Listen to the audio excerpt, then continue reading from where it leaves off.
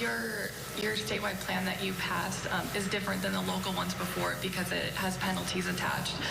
Some sheriff's departments, especially McKenzie County Sheriff Department, which has had a lot of press lately, have come out saying that they're not going to enforce the mandates. How can they go over your executive order like that, and are there any consequences for doing so? Well, I think that the spirit of that order, we said it's about education first, and I think we've seen that virtually every law enforcement organization in the state says they're going to focus on education. This is intended to raise awareness about the importance of that, and so to all those law enforcement officers that are out there helping to educate, we say thank you to all of them. In terms of having the ability, which we did put that in place, even though there were local orders. We heard from county commissioners and mayors and city commissioners in our calls that said, man, if the state could do this, it would be a help to us locally. And so again, this was a decision made with a lot of local input. And as you know, there was a lot of mandates that went in before the state one. We want to support them. To the degree that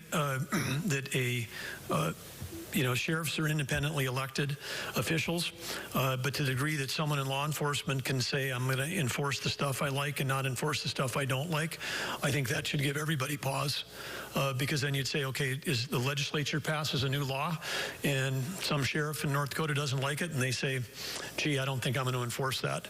And so I think in the posturing of the pandemic, we've lost a little bit of sort of the understanding that a civil society is built on the rule of law, and that would be, I think, a dangerous path to go down of picking and choosing which laws people would want to enforce. But in the meantime, we're grateful for law enforcement. They've had a really tough job. They're on the front lines. They're interacting with people. They had a big job before the pandemic, and now we're throwing something else on top of them. So I think the key role there is education. But if a mayor says, hey, we got a group that's holding massive parties without masks, we need some enforcement, that's the time that I think that, the public would probably say there's a reason for us to try to protect everyone, protect the vulnerable, protect the students, teachers, nurses, all that stuff. So there may be a role for it, but it'd be if everybody acts individually responsible, there won't be any. There won't be a single ticket given in the whole state. We don't even have to go there. Okay. One more. Okay, Adam. Thank you. You mentioned the hospitalization